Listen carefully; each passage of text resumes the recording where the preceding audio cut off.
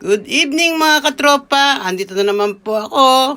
Tulad ng sinabi ko kahapon, meron po tayong part 2. Ito na po yung sinangkutsa ko kagabing kalderetang baka. Ayan po yung mamaya po mag-iba na po kulay niyan.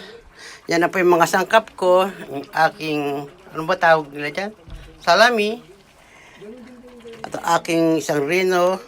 Lalagyan ko na isang malaki dahil marami akong lulutuin. Tomato sauce.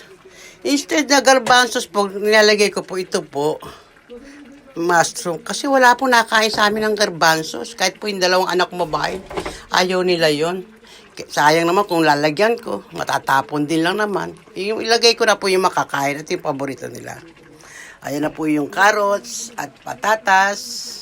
Mamaya po ipiprito ko yan. Ito na po yung aking bell pepper. Mag-uumpisa na po tayo. Ilalagay ko na po yung tomato sauce. Wait lang po. Lagay na po natin itong tomato sauce. Ayan po.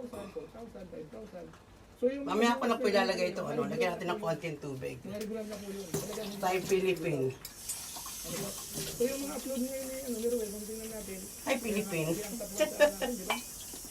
Lamig na ilagay ko. Ayan po, asang kutsara. Ayan. Bagamat itong mga panahon ngayon, maraming bumaba, karamihan bumaba. So tingnan lang po natin si Ruel, kung maintain niya yun or bumaba siya or tumaas ng konti. Kahapon hindi ko halos nasa range lang. So itong mga 2 days pang natitira, tingnan natin kung papalo sa pataas or... Halo. So yung karamihan ko sa mga kalingap partners, sila talaga medyo down.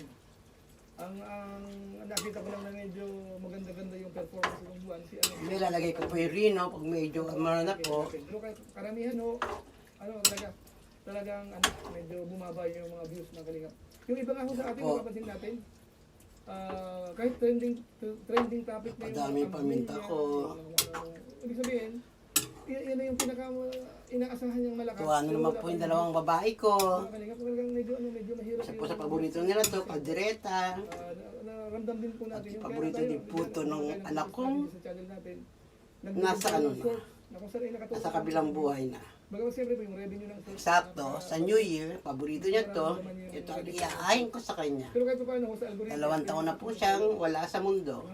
So ang punto ko mga kamagaling, Palungkot na naman aking New Year. Pero ganun ang buhay. Sabi nga nila, life must go on. Kasi nagsana ngayon ng Marami pang umaasa sa atin. Kailangan natin magpalakas. Di ba yung sa Walmart. Pabayaan po natin siyang kumulo. Hanggang medyo lumapot-lapot. And then, lagay po natin ang Rino liver spread. Yan po laging dinadala ko. Pag umuwi po akong Pilipinas, nagdadala po ako marami niyan. Hindi po bawal yan. Diba? Ngayon Mamaya uli.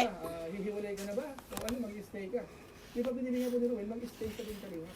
Ayan na po natin yung Rino. Kalati lang muna. Ayan na po siya. Sabi ko naman sa inyo.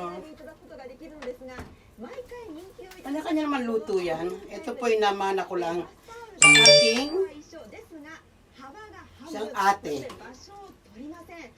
Tinuro niya po sa akin pagluto ng kaldereta. Tago natin siya sa pangalang Ate Mayra Pulintan. Ate Mayra Pulintan. Siya po nagturo sa akin magluto ng kaldereta.